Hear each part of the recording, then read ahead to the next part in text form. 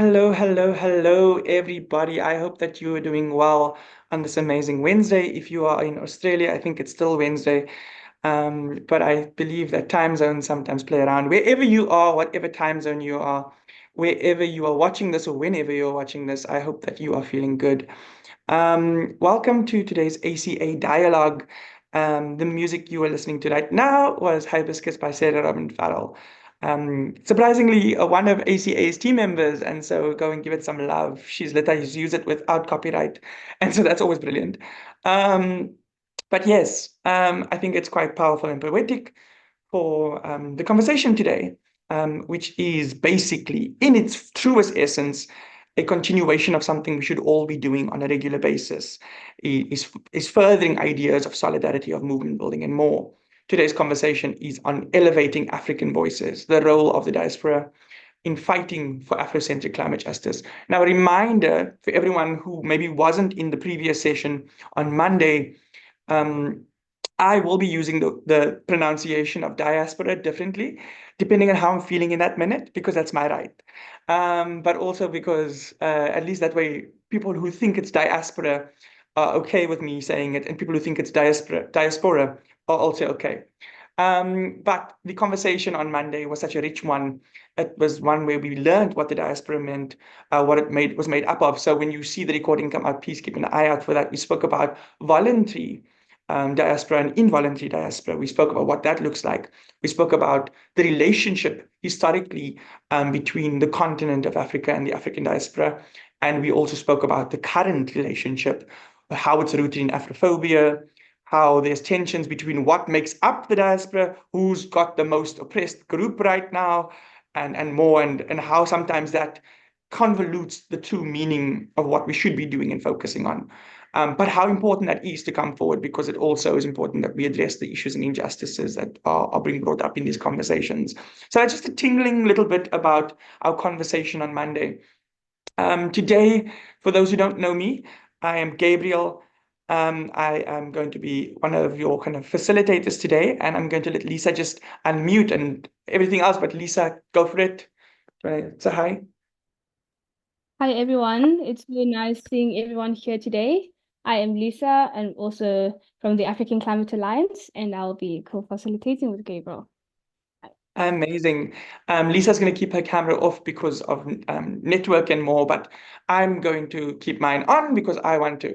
But if it gets too hectic for anyone at any point today, we'll just switch off. We'll come back whenever it's ready, and we'll just pace ourselves. But today, it's not about me and Lisa. It's not about ACA. It's about the movement at large and the voices who are going to help us in the discussion.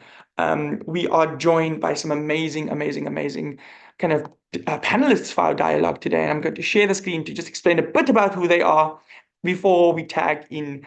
The only people that can truly explain who you are is yourself. But I think just to kind of give you a bit of a welcome, we'll give it a shot. Let me share my screen quickly. In one moment. Sorry. One more thing, after years of working online, you'd know how to do this easily, Gabriel. Um, cool. So we are joined, as I said, by some amazing panelists today. So today's topic, as I mentioned, elevating African voices, the role of the diaspora in fighting for Afrocentric climate justice. We are joined by Ishraq Osman. Ishraq is the co-founder of Climate Youth in Conflict and the Afrabia Climate Project. Hopefully I'm saying that right, Ishraq. She's a Sudanese climate justice advocate based in the UAE and South Africa. With a background in environmental sciences, she focuses on delivering justice through philanthropy, engaging cultural perspectives, and addressing the intersections of war and climate change. As a diasporic justice mobilizer, she initiated emergency support programs during crisis, galvanizing international networks to aid vulnerable communities, especially youth. The Afrabia Climate Project is a platform for bridging cultures and advocating for climate justice, particularly for diasporic communities displaced by the climate crisis. And we did speak on Monday, if anyone remembers, about displacement that comes from the climate crisis and the injustices that follow. So a massive welcome to you, Ishraq. We'll have you share a little bit more about who you are, because I believe sometimes just the bio doesn't do it justice. We are also joined by Stella Agara. Hopefully, Stella will, if you're not here already, Stella, we definitely hope you join us soon. But Stella Agara is a governance and youth development specialist. She has 18 years of experience working on a broad spectrum of governance issues and youth-led development programs across East and Southern Africa. Her work involves building the capacity of young people to participate in leadership and governance processes, capacity for advocacy on anti-corruption and tax justice, creating platforms for youth to participate in the fight against corruption, and she also runs tax justice campaigns. Her focus for the tax justice campaigns is on making sure multinational corporations pay their fair share of tax, popularizing the content um, of the AU high-level panel on illicit financial flow, also known as the Mbeki report, and preparing a cohort of young people who will hold governments accountable for the agreements they enter into with multinational corporations at the expense of the African continent. So what I'm reading here immediately is two people so far, and we'll get to the third, who are excited about building capacity in young people, building capacity and solidarity within our continent and within the global networks and communities that we need to ensure are strengthened, with a deep center on making sure that the most affected are safeguarded. And that continues with our third panelist, Rehana Odendaal. Rehana was born and raised in Cape Town, South Africa, but has been living in Philadelphia, USA, for 5 years as a PhD student at the University of Pennsylvania. She's a joint student between the School of Education and Department of Sociology, and is interested in climate justice from an academic as well as personal perspective. And I love that measurement and balance, because as you all know, the ACA dialogues marry the academic and the scientific and that practical, but also the deep experience and lived experience on the ground. While living in Philadelphia, she has been an active member of the Sunrise Movement Philadelphia, as well as one of UPenn's Climate and Democracy Fellows in 2023-2024, before starting her PhD. Rehana's youth development work focused on non-partisan political engagement and has done work with the Friedrich van Zyl Slabbert Institute, Sisimani Activist Education, and Inkukulu Freeheit, amongst other organizations. And also, Rehana's pretty cool because she actually walks the walk. I've had the pleasure of working with her in Africa's Youth Voices before, and she really knows how to hold her own. And so this is just a little bit about who our panelists are. Give them some love, everybody, and welcome them into the space, in the chat, and more. We absolutely look forward to kind of diving into conversation with them a little bit more. But before that, I think it's only fair that they get an opportunity to express and explain who they are. Lisa, take it away. Thank you, Gabriel, for sharing the impressive bios of our panelists, our amazing panelists for today. As much as the bios can be there, or their work is there, we would love to hear more about their personal stories. Can each share a bit about your background, what drives your passion, and how you landed in your current roles? Well, I'll start off with Rehana. Thanks so much, Lisa and Gabriel, for that introduction. Yeah, so I mean, basically, I would say that I landed in my current position, which is a PhD student in Philadelphia, through my and also through a deep interest in education, and specifically understanding how education can serve to sort of mobilize young people as a critical sort of force of change in whatever society they kind of locate themselves in. So, as was mentioned, I grew up in Cape Town. I studied there for my undergraduate and my master's, and while I was there, I really got involved in trying to build capacity in fellow young people to participate in elections, to participate in local government processes as a way of helping people to understand how to directly shape the communities that they are working in. And then and that led me interest in this question of like, how do young people learn about political issues and about politics, and how do young people learn to shape the world or take political action? And so I've landed with my dissertation work after getting a scholarship to come here to study in the US on a project that looks at the youth activism around climate change in South Africa and around the work that's happening here in Philadelphia. And that's really how I got involved in, in Sunrise. Post COVID, I was like, I need to get involved in some community organizing again because I've been living here for 4 years at the time. And Sunrise and climate change was really something that I thought, okay, this ties into the things that I care about. Climate is one issue that affects you, whatever side of the world you're on. And so I really was drawn to this issue by the fact that it was something I could do here in the States that was going to have an impact back home as well, and wherever else I end up living in the long.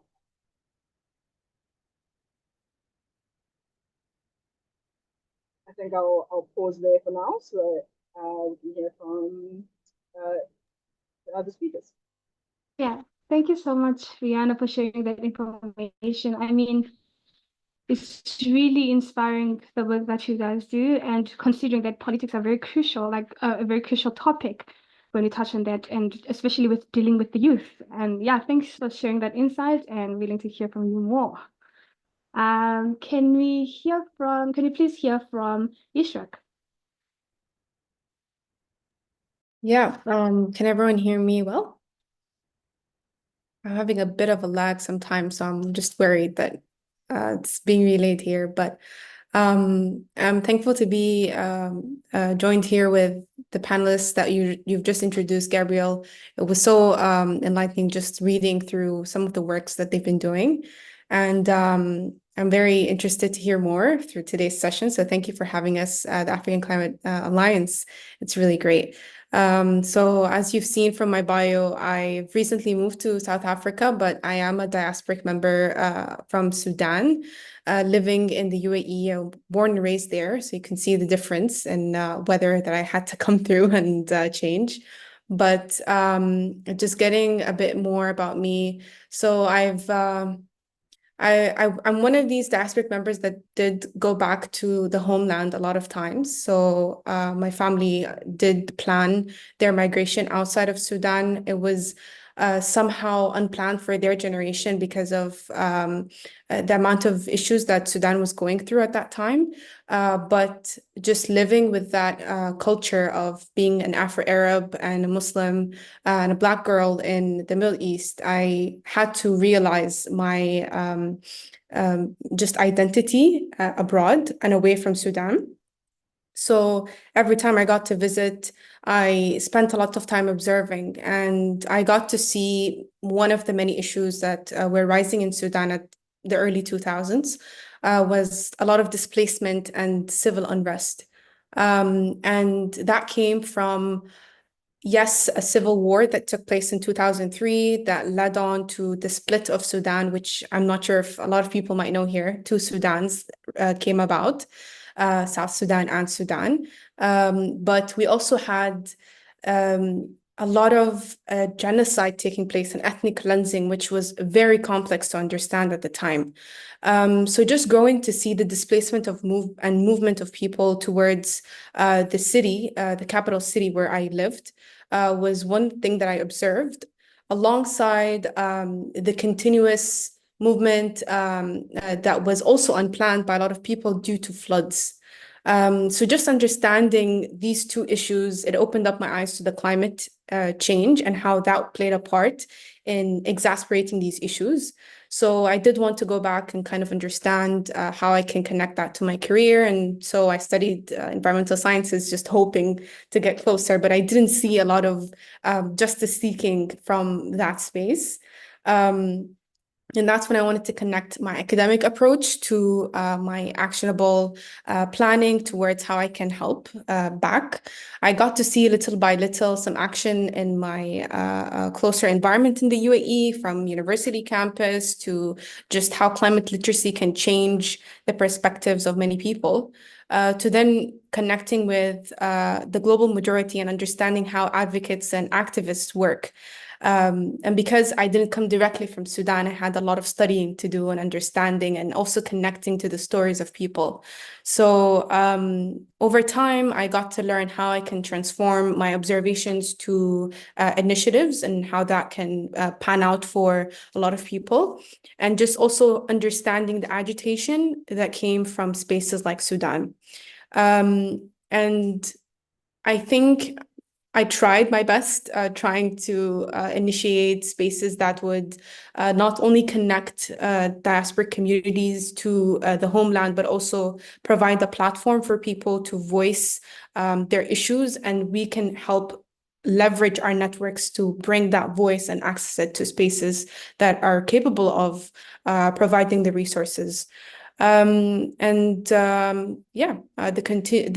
efforts continue, and I'm hoping to learn more in here from today's session as well.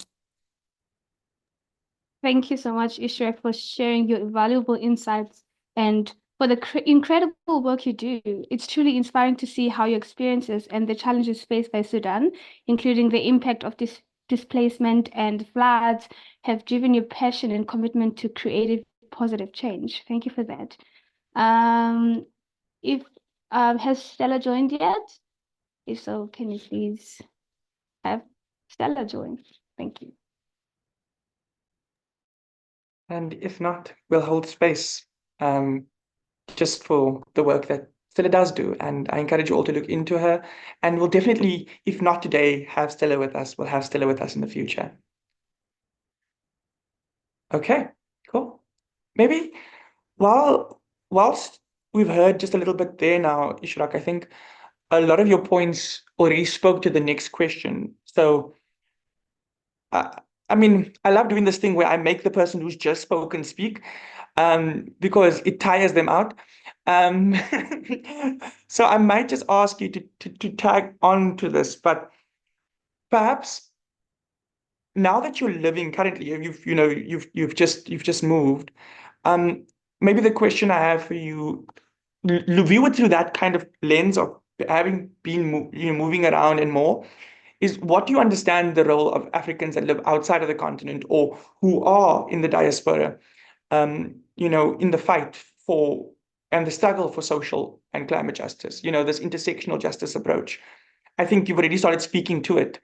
But as someone who, has kind of lived in different spaces, and now you're currently in the South African context, maybe it's like a little bit of like in the first few weeks or days, it's like, where am I and what's going on here in South Africa with this social justice that's going on? So maybe you could share a little bit of insight on that question. Question being, what you understand the role of people from Africa or Africans that are a part of the diaspora within the struggle for social, and climate justice in Africa. And then Rehana, I have a very more specific point surrounding your work with Sunrise and your research as well. Yeah, I think first of all, I'd like to acknowledge how a lot of the African diaspora out of this continent have endured a lot of instability back home, unfortunately, due to issues that we just continue to fight in our different spaces. But at the same time, we're struck by the imposter syndrome of, I didn't come from that struggle. How can I help? And I'd like to acknowledge that thought and feeling, it comes out of compassion and empathy. And I think that the role of a lot of these people that come out of the continent, they need to have some space for that kind of compassion and empathy to be able to activate change or to understand their power, because you can either be struck by paralysis or by this overwhelmed feeling of, I need to do so much for me to be able to help back home. And the news doesn't help us. We keep hearing new things every time we see a new country headlining our newsletters that come in every morning. And it's just a lot of things to take in at once. And we see how much climate anxiety is also strongly coupled with the African continent and diasporas of the continent as well. So I'd say that, you know, just holding on to that at first, and then second, transitioning solidarity to probably like actionable plans that can help each person understand what makes us diverse in the continent, and also what unites us. Because it's as cliche as it might sound, unity does provide change, and global solidarity also has provided a lot of action because of influential people from the diaspora coming up and talking about what's happening in Western Africa, or then specifically into the country that they're from. We've also seen how our diversity played a part, and showing the world that each one of us, not because it's an African country that's going through unrest, that means that this is normal, but rather that we have our each problems, and that we can help raise awareness about that. And for example, you know, today, me having this platform to sit here and talk with you guys, coming from Sudan, I want to also make sure that I'm providing a good context of what's happening in Sudan. And a lot of times, yeah, I've seen how that was just turned. A lot of eyes were turned away because it was just another African country to them. So unfortunately, but we have to work together in that sense. And I think a lot of people from the continent can really see the change in their voices, and how that can provide the space, even if they believe that unity will kind of dissolve the issues. So I'm not sure if that answered your question, Gabriel, but I hope that I can delve more into this later on, and then. Yeah, I definitely think that it's begun to kind of. I think this is the funny part, is that because we only have an hour and a half, it's almost like you mentally are like saying, how best do I fit this forward? And I think just in your point around unity, and your points around, well, it's this is a context that's oftentimes not looked at as serious. I think we start seeing that around the world as well, of like, actually, we are going through the worst thing. No, you are going through. I mean, but this is Africa. Doesn't matter. Aren't you always going through something? But it's like that mindset is also starting to brew within the continent, not just externally. We're starting to see it, where people are like, well, South Africa, you've got it good. I mean, right now we've got individuals from mining affected communities present. Do they have it good? Like how like what justifies enough to kind of say, cool, now I'm oppressed enough, I'm suffering enough for you to finally acknowledge my suffering. And I think that idea of prove to me that you're suffering is something we're also seeing within the context of who gets support, who gets acknowledged, and more, especially from more kind of a Western perspective and more. But I think you've begun to answer the question, and you've actually begun to kind of nick into some new topics as well, which is quite great. Rehana, on that point, I mean, maybe you can share a little bit about the work that you've started doing with Sunrise Movement. But I also understand that your work, is based in kind of, or maybe you not necessarily your work, but some of your work has been in understanding climate activism from a social movement perspective and decision-making perspective. Understanding how the climate crisis can teach us about, public participation and, a citizen's relationship to collective action. And so maybe from that perspective, I'd like to ask that same question. What do you understand the role of Africans that live outside of the continent in the struggle for social and climate justice in the continent? Yeah, no, so I think that's a really great way to sort of connect those 2 points. Something I want to pick up on is really this question of that you raise, the comment that you raised in relation to the idea that like whose struggles are bad enough to prioritize at particular moments. And I think coming from South Africa, coming as a student of history that is very invested in like understanding the exploitation of Africa through colonial and industrial development, coming to the US and realizing, that there are individuals and communities here who are also directly affected by the impacts of climate change, who are not being taken care of by their own governments and states. So For instance, in Philadelphia today, there are 63 of the public schools in Philadelphia. It's the fifth largest city in the US. 63 public schools are closed for 2 days because it's too hot for them to go to school. And those public schools are the schools that are used by Black and brown people, the schools that are used by working class people. They are not the people that come to mind when we think immediately of the developed Western world. And I think that dynamic of thinking about what does unity and solidarity look like in spaces where we all have struggles in different contexts is really important. You speak about mining affected communities in South Africa. Pennsylvania's major industry is coal mining, and there are mining affected communities here whose lungs and develop asthma and all of these things. And so I really think that part of the project for folks in the diaspora, whether you are in the diaspora long term or whether it's through sort of temporary spaces and connections, is around understanding those parallels and spaces for unity, but also thinking about how you can make those connections and so leverage resources, not only in the sense of directing resources to. Oh, sorry, you can't hear me. I think maybe you're a bit muffled for some people. Maybe we're already having issues, but I think you are audible. You could be audible. Okay, so yeah, what I was saying is so not only leveraging resources in terms of like how do we send resources from developed environments to to the continent, but how do we share knowledge of spaces across, use knowledge as a resource to think about what are the strategies that certain communities are using that can be adapted or applied in different ways. I think one thing that has really stood out for me in the work that I've done with Sunrise is how climate change has become like the youth issue in electoral politics, which in all of the time that I've worked in South Africa, working on election mobilizing and kind of trying to get youth involved in participating in elections, climate change was like maybe one sentence at the bottom of someone's manifesto, if they even mention it.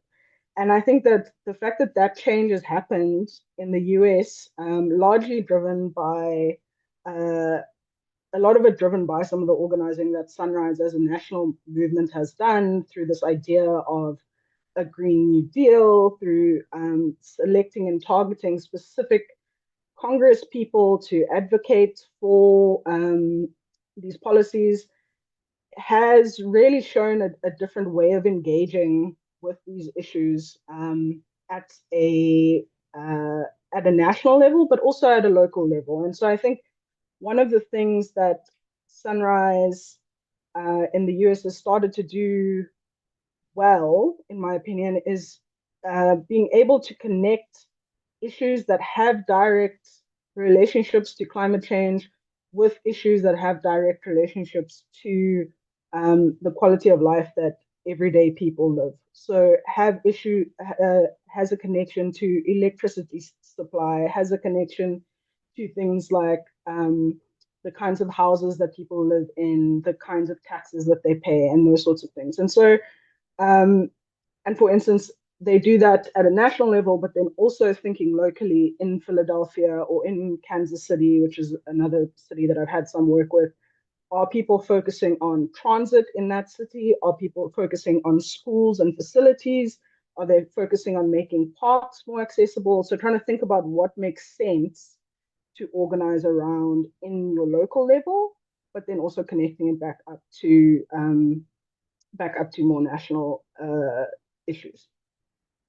Thank you for that. And I think yeah, I'm glad that I asked it in that context, because I think that's kind of where I really appreciate you and Ishraq beginning to kind of share that kind of similarity of it's an intersectional approach to not only the way we approach climate justice, but also the way we experience the climate crisis. And beyond just the climate crisis, the social injustices that we face as well. I mean, Ishraq, maybe before, because it doesn't feel natural to move to the next question yet, I almost want to just hear a little bit more on the points that you were picking up on earlier. I mean, within the context that we introduced you and, this and that. And I mean, what really pointed out from just when you were sharing your initial contribution was a big highlight around the importance of being clear, authentic, and trying to also package it together, but also you coming in as, a person who's Muslim, a person who's Black, a person who's from, Arab. It's all of these different positionalities that show up in yourself, but in also your delivery and in your way in which you conduct your activism. And so maybe just touching a little bit on how that maybe starts feeling, and only if you're comfortable. Of course, I mean, this is a place where you're like, actually, Gabriel, back off. But maybe just sharing a little bit about how your positionality also plays a role in your relationship with the diasporic kind of activism that you do, but then also going into a little bit more on some of those points that you wanted to touch on earlier that I think we were beginning to go into before we go into the next question. No, of course. I mean, thank you for acknowledging it, because at the same time, I started to forget my role in that space, and how the intersectional life of being Muslim and being Black, and then also being a hijabi, and how that pans out for me in my justice seeking approach.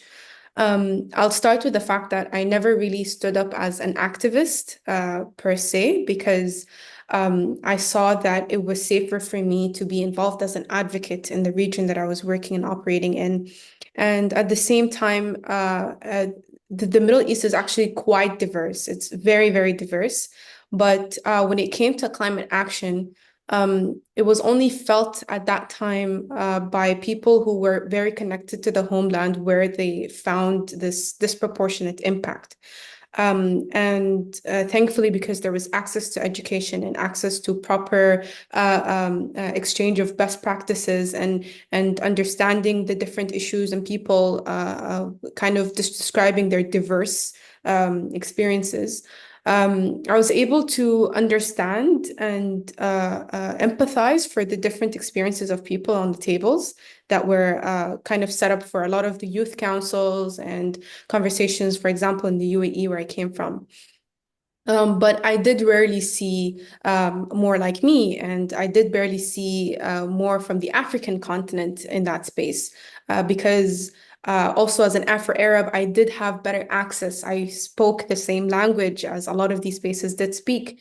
So I then opened up the idea of my culture and how that relates to the climate issue in my just understanding and the observations I was trying to make at the time. And that's how actually Afrabia Climate Project came to be, where we wanted to acknowledge the role of Afro-Arab diaspora in the climate space, because of how much we saw this struggle impacting us in the UAE. And we wanted to connect with other people in the Middle East as well, or in Northern Africa and Eastern Africa. So I felt that just understanding the intersectionality in the environmental or the climate action sphere was pretty profound and different from what I was learning through, for example, the spaces that were bringing up the meaning of intersectionality. It involved other layers, which I didn't necessarily have. And then that's how I understood that it did make up it was made up of different layers for different people. But yeah, I think over time I got to see how I wanted to encourage more Sudanese, more Afro-Arab in the space. And for example, COP28 as well, that took place in the UAE. I was there around that time. And it was very monumental just seeing another hijabi girl stand up and speak in front of many people that probably didn't see that kind of involvement in a while, or at all, actually. So yeah, I think I think it's one of the experiences where we see diasporic communities, because they have access to larger networks and areas. They have access to share their public phases of their life, and also share their backgrounds in that space. Thank you for that. I'm glad I didn't go on to the next point until we actually tapped into that a little bit more, because I think that contribution is definitely something of deep value. I think especially because oftentimes, especially in places like COP, for those who don't know, COP is the Conference of the Parties, or polluters, whatever you want to call it. But yeah, I think that kind of context is definitely something that is definitely not, we don't see ourselves oftentimes in the spaces, and seeing ourselves helps understand our role, and maybe wake something up inside of us that maybe we didn't know was there before. And I think that somewhat talks to the next question, but I'm going to pass to Lisa for that. Yeah, Lisa, go for it.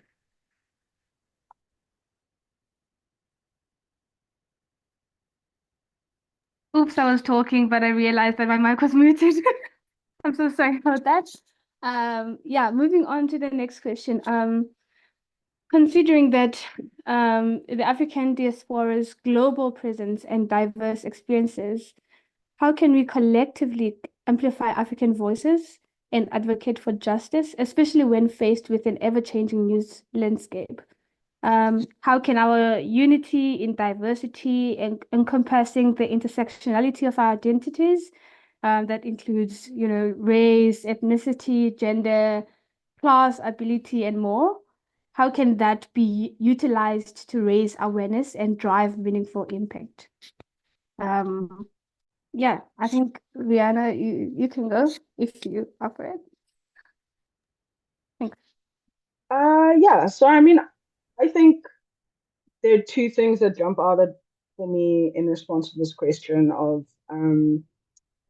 sort of elevating African voices. I think one is about being, for folks in the diaspora, being really aware of the networks that you maintain, both in where you are now and back home. I think something that's really important and that I've seen a lot of happening here in the US is folks advocating for an Africa that they don't actually know all that much about, that is either connected to some of the sort of violent and war kind of tropes that people were speaking about, or stereotypes, or this like romanticized sort of pre-colonial Africa where it's just very disconnected. So I think it's important for folks that are in the diaspora to think about the networks that they're making in the new environment, but also about the networks that they maintain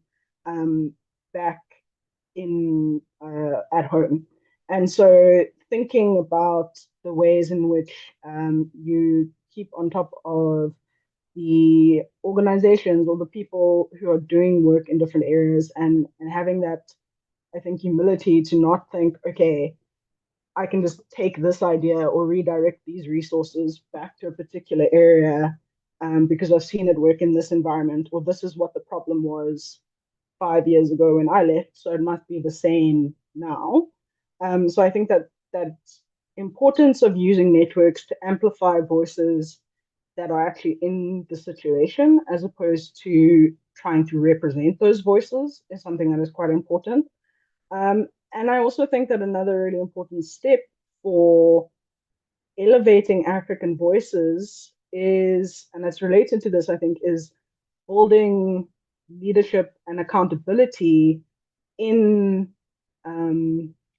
African contexts. And so whether that's within African organizations, whether that's within different levels of government, whether that's in social movements and protests, I think the importance of having African leaders that can represent the interests of African citizens and people authentically on the global stage is really, really important, because we can't rely on the US to ever put another country's interests first, economy's interests first.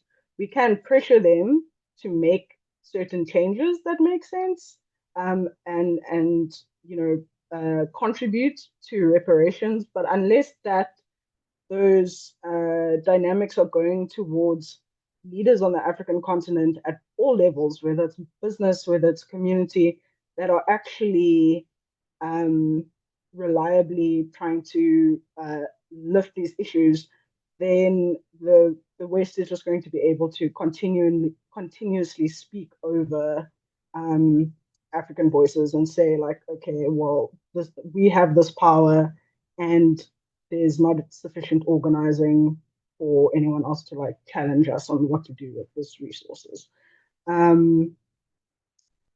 Yeah, I think that those are, I'll leave it at that for now.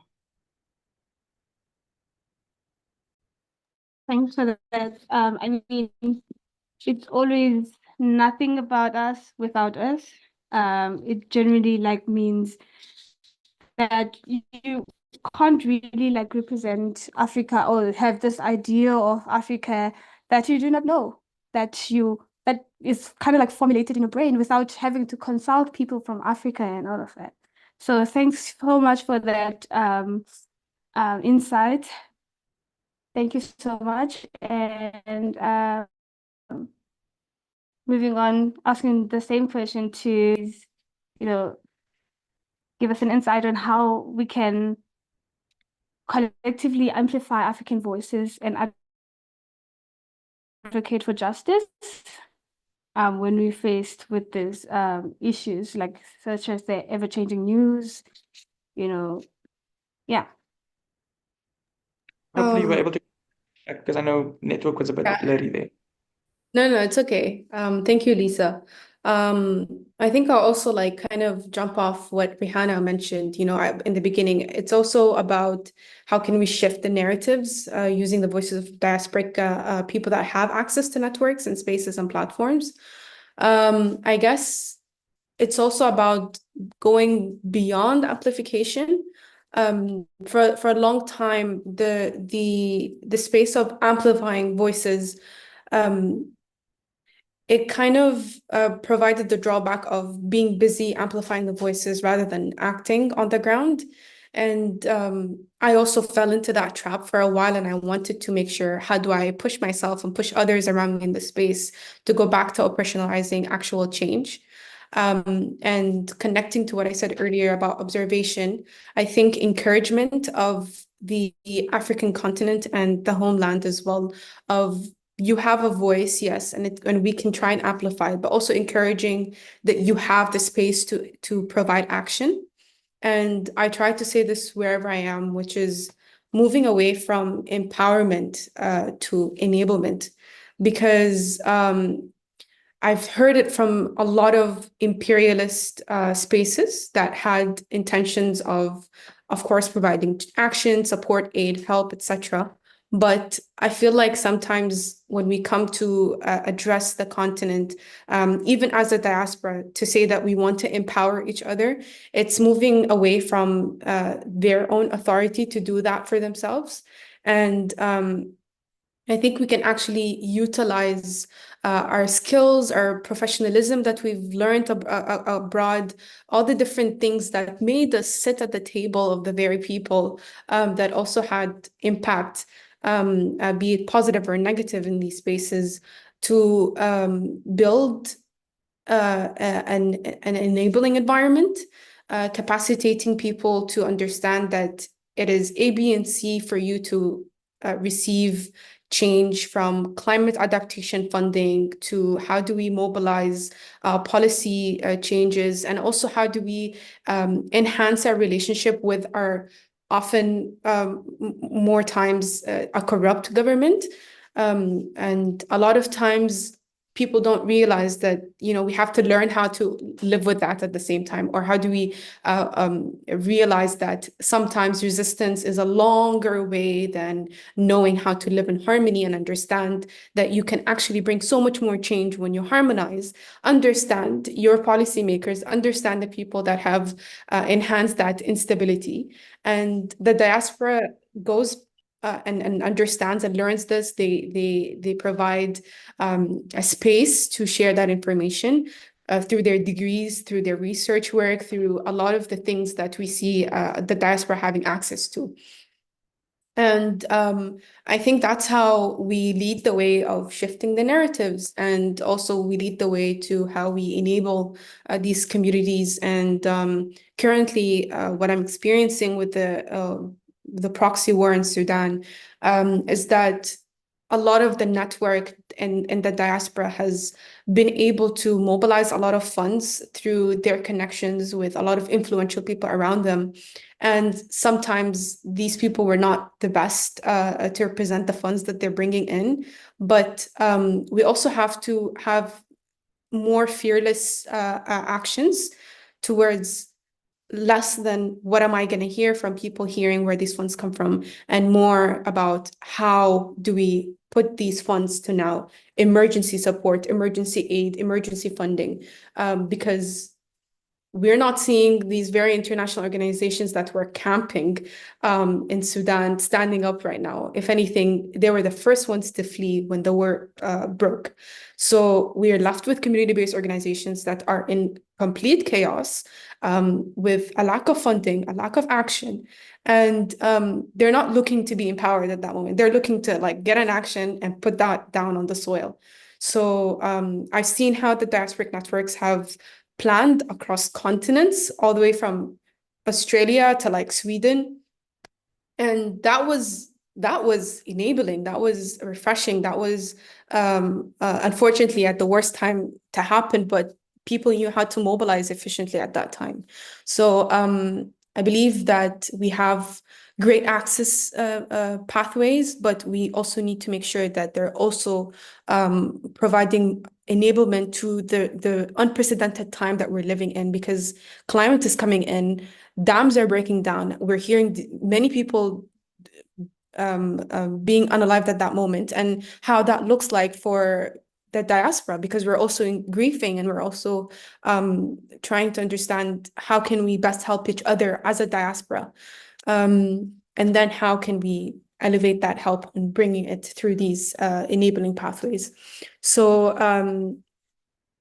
I hope I can just build a map of how that looks like and visualize it. I'm a very visual person, but if I could, it would literally just be the steps towards how do we transform all of that to urgent action, urgent aid, because the diaspora has the power to deliver that. And before I pass back to Lisa, I just want to chime in. Something I noticed is a similarity between what both of you said, is sometimes those are steps that in that process also weaken the individual kind of momentum and energy. Because, you watch things happen and you end up just doom scrolling, you end up reading things, you end up watching things, and you become so desensitized to what's actually going on that you also at the same time lose the energy. You don't keep the energy. And that, I think, if we could find a way to somehow in a magic world capture that energy and that anger and fulfill the steps that are needed within the time, or maybe that easy pointer, that map, you should get on it, let's get you funding to kind of develop that map for justice. But I think sometimes it's when it's time for implementation or time for action, people are like, but what's the use? Because they've already given up before the fight's even begun. And I'm just wanting to highlight that, because I think I've noticed it within both of what you've said. I mean, it's definitely something I think we've all experienced at some point. It's that activism fatigue, but that fatigue shouldn't be there, because we are supposed to also be taking care of self, but at the same time you were told not to take care of self because it's the movement that matters. But then we forget, no, you're part of the movement. And so it's navigating that very fine line. But yeah, Lisa, do you want to maybe share anything and then take us to kind of the open? Yes. I mean, I also like noticed a crucial shift. The I want to first start by acknowledging like the powerful phrase, moving away from representation to empowerment. That that highlights a crucial shift towards amplifying voices and agency, allowing communities to enable to own their narratives and solutions. So I would really like to thank you both for sharing those insightful points. So before we move to like open it up for the audience, do you have more to share, Gabriel, or perhaps our panelists? I think before we open to the panelists, just maybe let's maybe see if the group here knows or wants to add anything or and when I just want to just mention, guys, please don't feel like like, oh, I want to say something, but it's not my turn. So like Rehana, if you're like, hey, Ishraq said something, I just want to add on that, please. We welcome that. And so yeah. Okay, then I will do that. I think so. Two But before you things do, that I guys, just to everyone in the room, think of some questions, pop them in the chat, or just think of them, get them ready, because when we're done hearing from Rehana, then at least hopefully your questions have ruminated a little bit. So get those questions coming. Rehana, back to you. yeah, I think so. There's two things. One from what Ishraq was saying around the emergency and the urgency, and also the need for, just the basic resources to like make things happen. Um, and also your point around like this thing of care and self-care and the importance also, I think, of what making space for that care means in terms of being able to build solidarities across different spaces and build trust between different groups of people. And so the the reality of part of being in a network is that ideally not all people need to be like in emergency mode all the time, right? We are living in unprecedented spaces, unprecedented like moments of chaos, and I think sort of conflict areas for those of us who are detached from those spaces, like you can't actually think about what it looks like on a day-to-day basis, and sort of not have that fatigue. But I think part of what these networks enable is the movement of resources from people who have that little bit of energy or not in a particular moment. But then I also wanted to just flag something that I think is not in opposition to that idea of the emergency and the urgency, but a like, and also because of the nature of climate change as this like long-term like sort of system changing phenomenon, the part of what I think is really important as part of the advocating for a sort of just African transition is to make sure that in addressing emergencies, in addressing the immediate response, we're not replicating the same systems that created these emergencies in the beginning, right? And so I think part of the work that I've seen folks in the diaspora doing, particularly here in the US, is to say, hold on, do you know how this particular intervention that you're making has a knock-on effect elsewhere in the world? Like, do you know what calling for this particular kind of intervention means for the people that are mining that metal somewhere else in the world, or what your like maintaining a particular level means for other people in the world, and kind of creating that emphasis. And yeah, and so I think that the role of part of the challenge is balancing that question of like, how do we advocate for both immediate and long-term sort of strategies, but then also on the point of sort of care and support. One thing we found in Sunrise recently, we've had this big commitment to shifting towards a movement that is more representative of people in Philadelphia and the priorities of people in Philadelphia. And part of that has meant moving away from a lot of the things that we associate with climate change activism. We're not talking so much about gases and all of that stuff, but it's things about like security and making sure that there's food and childcare for people. And so it's also a challenge on for thinking about what the care that members need to build that trust is. And I'll stop there because I've gone a bit of a tangent. Awesome. Does anyone have any questions from the public? Anyone here? Anyone have some questions for Ishraq or Rehana or for both? And just also in the same breath, checking, Stella, are you here? If you're not, that's also okay. I'm just wanting to give you space to jump in if you did slip in at some point. No? Cool. Let us continue holding space. Cool. Does anyone have any questions they'd like to ask? Or comments they'd like to make? There's no pressure. But also there's no pressure for you asking a question. Here we go. Polycarp, go for it. Hello, everyone. Can you hear me? Loud and clear. Yo. So my question is to the panelists. I think one of them, yeah, as they have said, like how the diaspora contribute. But now, for example, like a scenario which happened like in my country, the diaspora actually help a lot in this activity. But now, after they have done that, some of the government officials paint them to like haters of the group. For example, through their fund, they are being painted like the people who do like bad things, mobilize you to do what's wrong. But like always, activism is not well welcomed by our governments. We know that's Africa.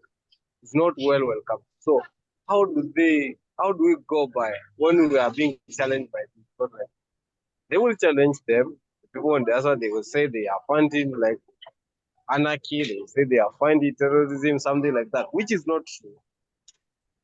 How do we go by it?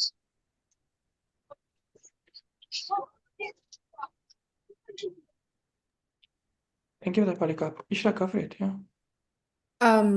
Before I go for it, could you maybe help me just pinpoint the part where he talked about the funding being used again? If I'm not mistaken, and maybe Polycarp, you could clarify that point yourself, and then I'll jump in.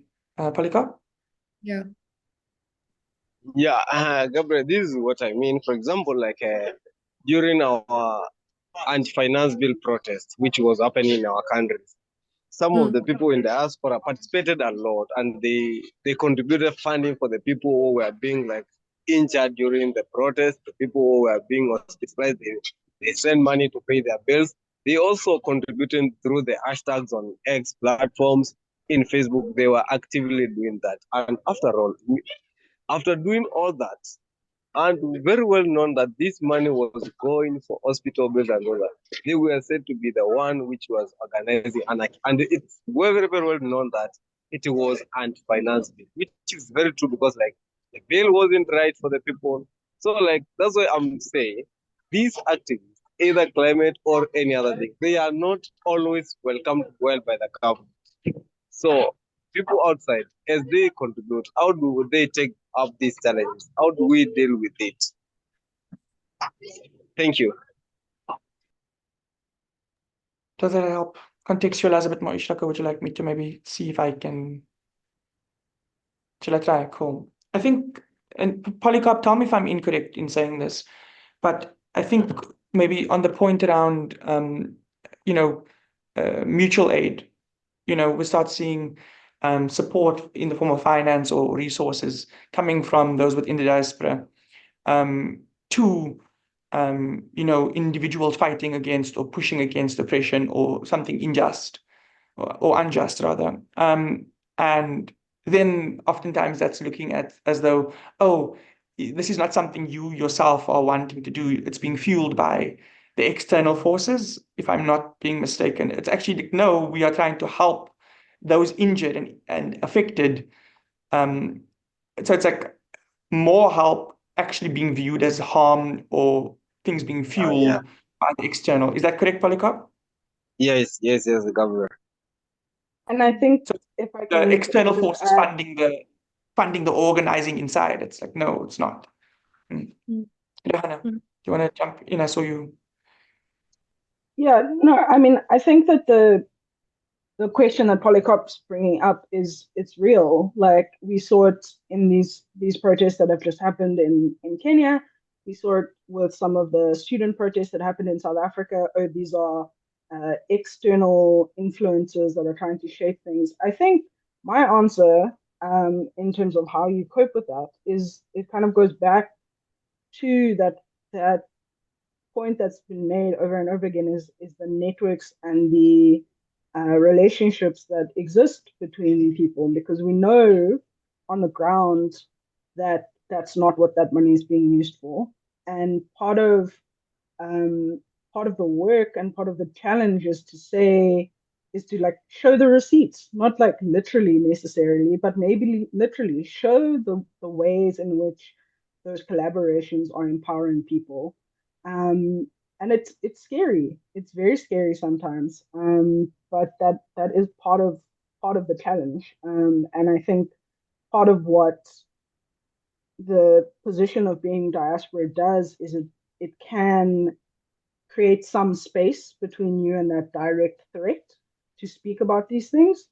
It's not always that clear because you know there are different family connections, different ways people in power will try and influence you.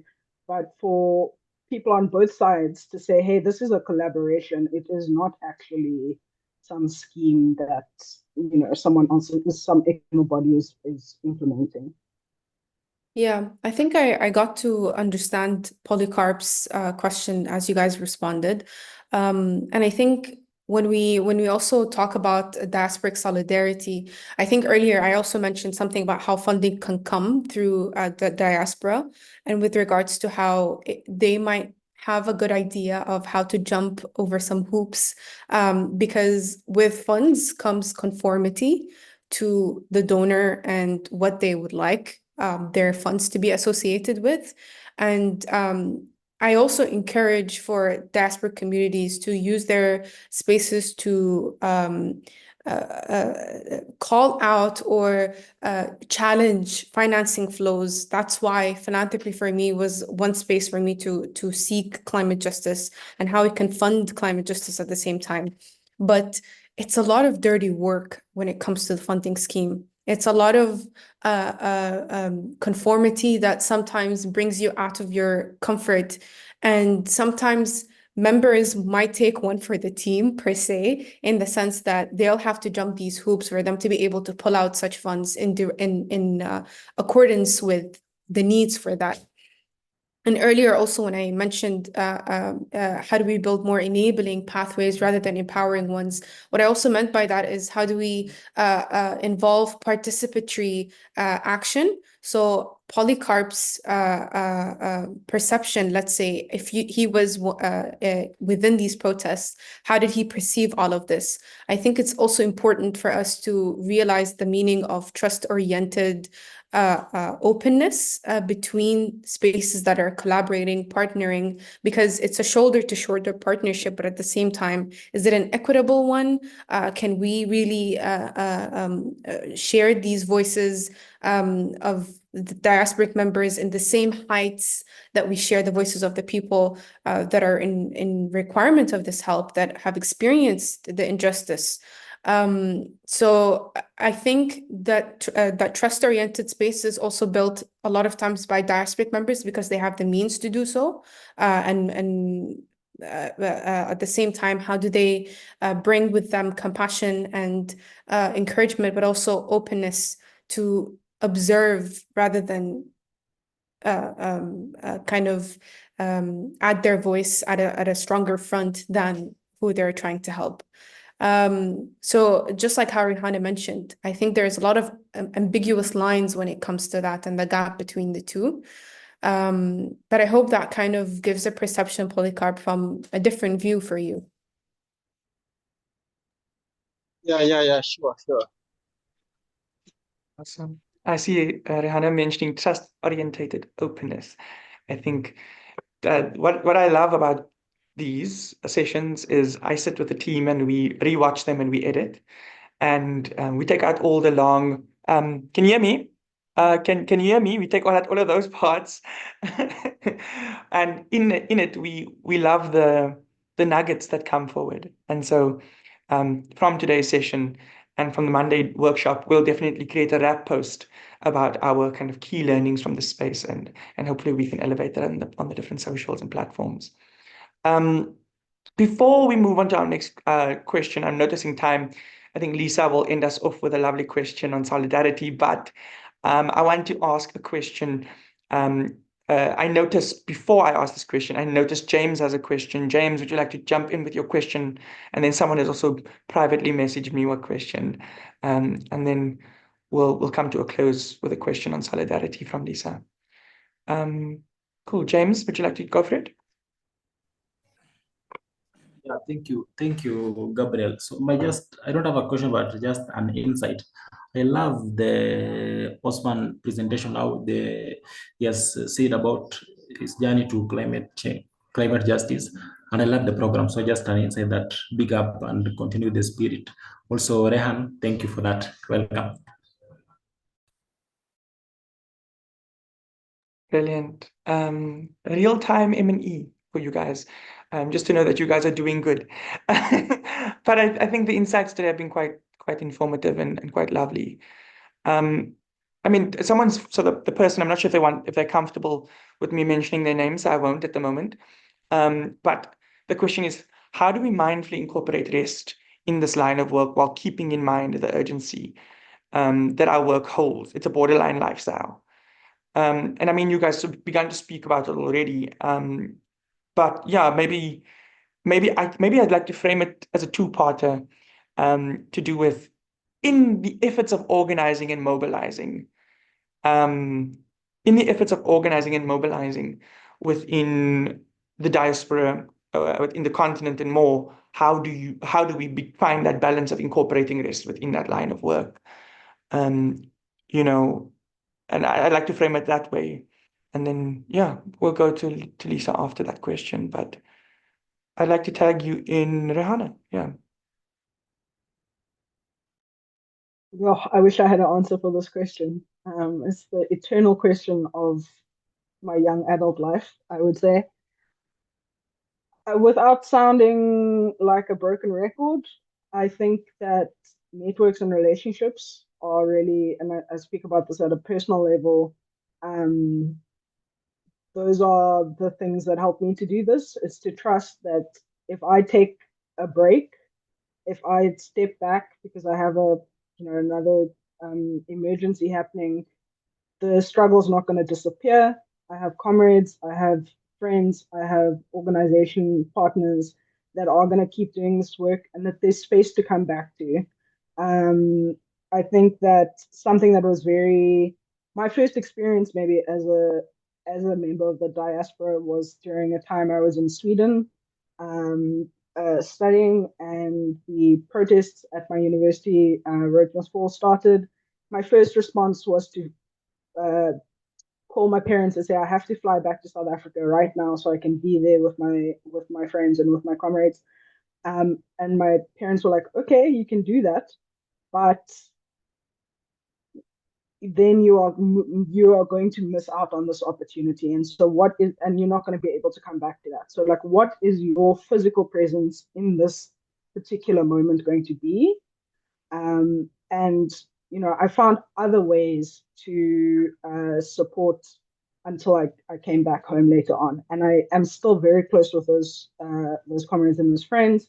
And not a surprise, it didn't take 6 months for that struggle to be over. It's still a struggle that is going on now, right? And so really it's about thinking about what your individual capacity is and the trust that you build in the communities that can support you, and who can give you advice to say, you know what, maybe take a step back, because actually you do more for us when you are mentally healthy and not exhausted and not snapping at everyone who gives you a suggestion. I feel attacked. Ishraq? Yeah, I feel like I've also been just listening to Rehana and feeling all the same. I mean, the relationship of diasporic members to their urgency to do a lot of things, because again, the imposter syndrome that leads us to do and think about the climate justice seeking space is almost always overwhelming, because let alone the idea of you trying to do action, you're also far from home, you're far from the space that's facing the trouble, and sometimes it's also inaccessible for you. You don't have the luxury of flying to that space or going there sometimes.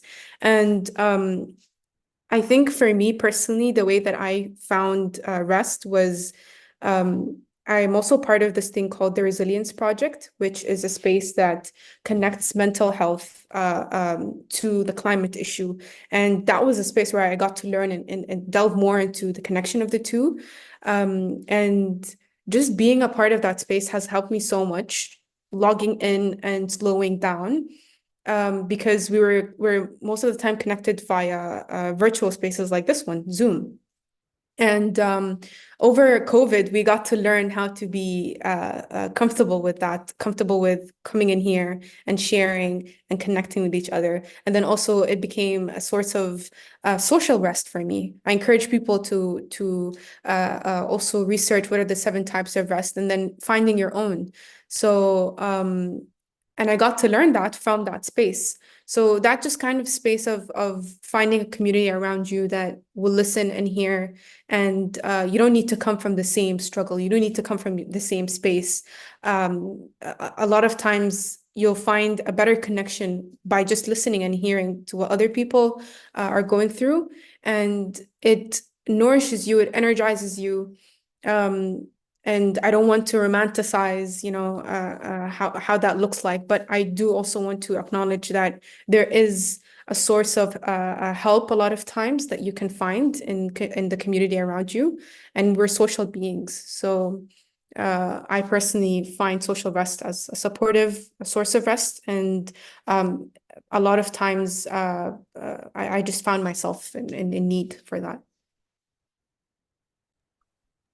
Thanks for that, both One of thing you. I just very quickly Yeah. want to add is on this question of imposter syndrome. I think it's important to recognize also when you're working across multiple spaces, it can feel like you have imposter syndrome on both sides of the equation or on all multiple sides of the equation. And just to affirm that's a feeling that people have, and it's okay to have those feelings and you keep working through it. I think one of the things of living in this multi-connected world that we live in is that there's a very different sense of what it means to be in community or be in solidarity with people than previous moments in our life or in human.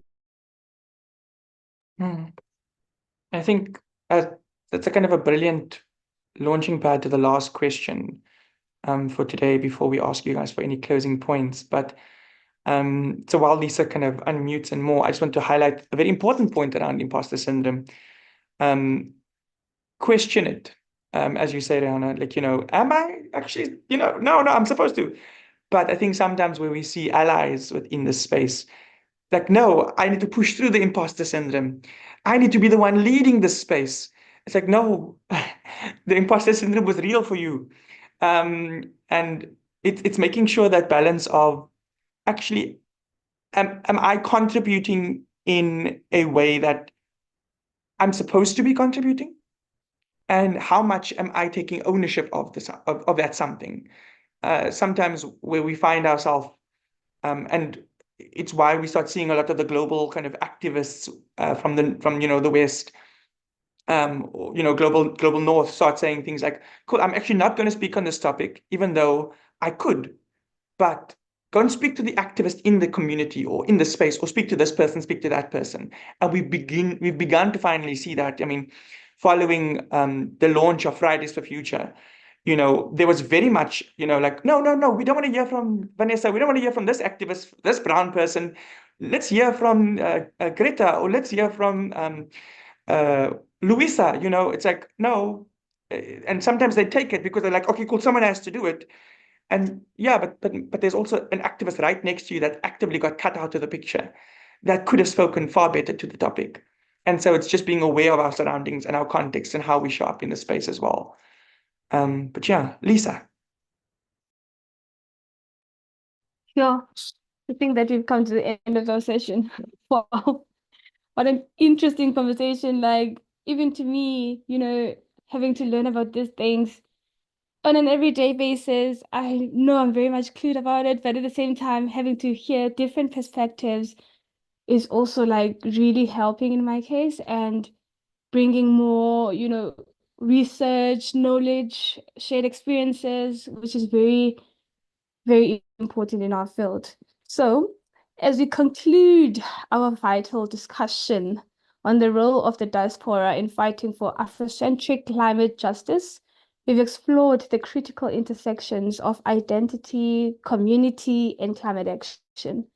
Now, to just distill our collective wisdom into a call to action, my final question to our panelists would be, how best can solidarity be built between the continent and its diaspora to ensure that Afrocentric climate justice is not only a rallying cry, but a tangible reality that benefits African communities worldwide? Whoever would like to go first, you can go.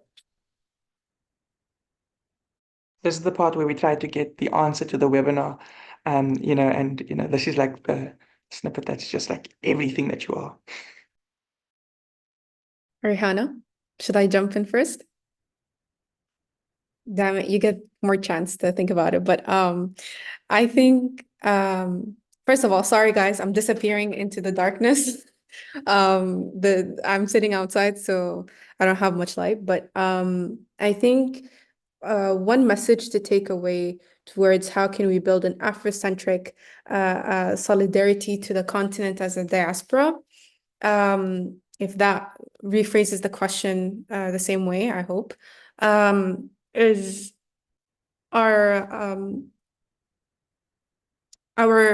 accountability as a diasporic space to how do we bring our education, our access, our appreciation for the fact that we might have received more privilege, acknowledging that privilege, acknowledging that you have resources at hand, and that it's more about you spend more time understanding what am I capable of delivering and what do people require, rather than you doing your studies on how do you see what is the needs of that space. But yeah, like earlier, openness to these trust-oriented spaces, and openness to how I need to observe more rather than bring my action. Because we also want to hold our, let's say, Western allies accountable, which a lot of times we end up being in relationships with when we live abroad. So it feels almost like we are the change makers from far away, but very much in the center of all action, in the center of access and bridging the gaps, bridging needs to resources. And I think one way to look at it from the Afrocentric space is just shifting the narrative, understanding the power of being an African diaspora, and how that and what that means for the whole continent, and then your country as well. I think also as Africans, I want to mention this. We need to recognize that we need more support towards acknowledging our own triumphs as a continent, and to not forget that we're the same. We're coming from a space where a lot of different people want to bring out their diverse cultures, but then sometimes it goes to either extreme where no, we're not the same, or no, we cannot be united. I think things are better in moderation. Things are better in understanding that me looking at, for example, Sudan, how it neighbors Egypt or Chad or Eritrea or Ethiopia? How do I understand the struggle of Sudan better by also looking at these different countries? So, and that's how we have a very harmonized Afrocentric thought to how we want to plan our action and how we want to plan the building of these enabling pathways. I'll leave it at that. And Rehana, your time is up.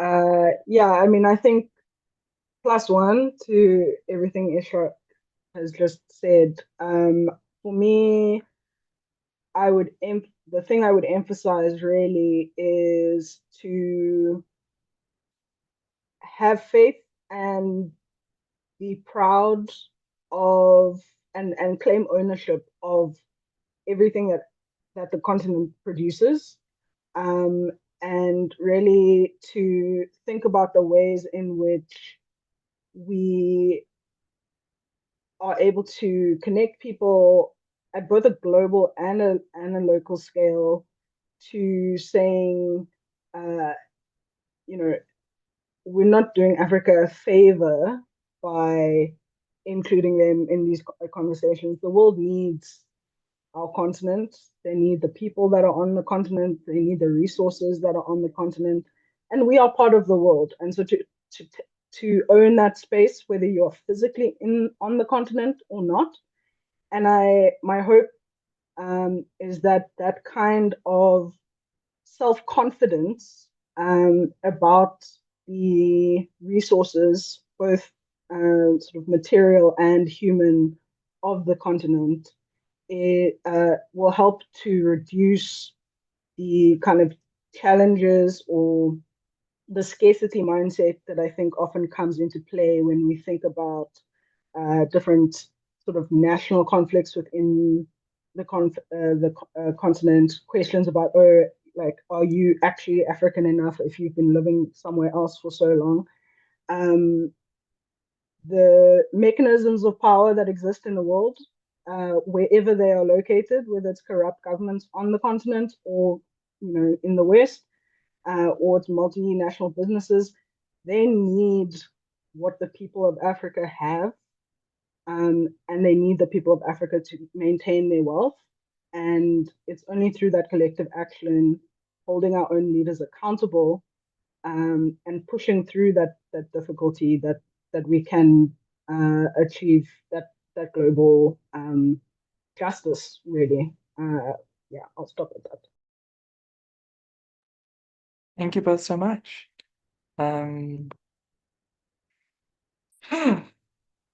I think we've begun the conversation. Now let's get into it. Now, we have come to the end of today's session, but just wanting to hold space for if anyone has anything closing to say between the two of you, or and not saying that it's missing or anything is missing, but rather just to hold space for if anything has emerged, or are we good? I'll just jump in and say thank you everyone for making this space and for showing up in the space. We were speaking about different ways of resting. When I woke up this morning, it's only 1 p.m. here in Philadelphia, I was tired and I was like, oh my goodness, I have to do this thing. And now I'm energized and I'm smiling and I feel like I can take on the rest of my week. So, that matters. Yeah, same here. Same here. I think I also feel energized. I know it's like nighttime, but I'm a nocturnal person. I'll probably be doing a lot after this. But I also want to remind everyone the African continent is the youngest one. And it's a continent that's filled with this youthful energy. And I feel just a confidence that I know change will come to Africa in different forms. And I don't want to generalize like that, but at the same time, because of this power in the youth that we're seeing at this time and our connection to each other at this point in time as well, it opens up a lot of hope. It opens up a hope of rebuilding Africa, and it opens up a hope for rebuilding ourselves as inhabitants of the continent. And at the same time, for our comrades across oceans. So yeah, thank you for being in this dialogue today, for those who were listening or those who were part of the conversation. And thank you to the ACA team as well. Thank you to the both of you. It's absolutely amazing. I mean, that's the best part about when you have very enthusiastic and engaging kind of panelists is you just sit back and you let them do the work. But I'm glad that we could hold space for the discussion today, and a massive well done. And yeah, just it's great to know that we've begun that kind of process, and I look forward to the resource that comes out of this, the shared resource that comes out of the workshop on Monday, and today's dialogue as well, just to kind of reflect a little bit internally and more. Um, in regards to, I know some people say, "Oh, when are we doing more in-person things?" And we can definitely touch base. I think if it's within South Africa, we can definitely look at maybe doing a workshop this year. I know next year we are looking to do workshops in different countries as well, potentially based on where the kind of movement grows and more, and where resources find us. And so I think take this energy, take this kind of momentum forward, and let us continue building these communities. I think the best part about ACA's Youth Network is that's not something I've created. It's something we've created. And it's a community that's been engaging over the last 4 years now. And I think we're finally getting to that point of cool. When I land, I'm home. And wherever that may be, whether it's online or in person. And so let us continue to engage. A massive thank you to everybody. Lisa, do you have any closing words before I bring us to an end? Just wanting to give you an opportunity. Nothing other than, thanking the group and for being as much engaging as possible. And to our panelists, you're beyond words. Thank you so much for joining us today, and yeah, for giving us those insights, that knowledge and everything that we need to know. Yes. Thank you so much, guys. Yeah, have a Amazing. So a massive thank you, everyone, again. Once again, the data reimbursement form has been popped into the chat. There it is. If you have any questions that you'd like to ask me or ask our panelists, you can direct it straight to, or any general questions, you can direct it to team at African Climate Alliance. If you have any questions regarding this workshop or how to get a hold of our panelists, you can contact education at africanclimatealliance.org. There we are. I look forward to engaging you all in the future. Thank you so much for holding space and being in this space. Enjoy the rest of your evening, afternoons, mornings, days, wherever you may be. Bye-bye.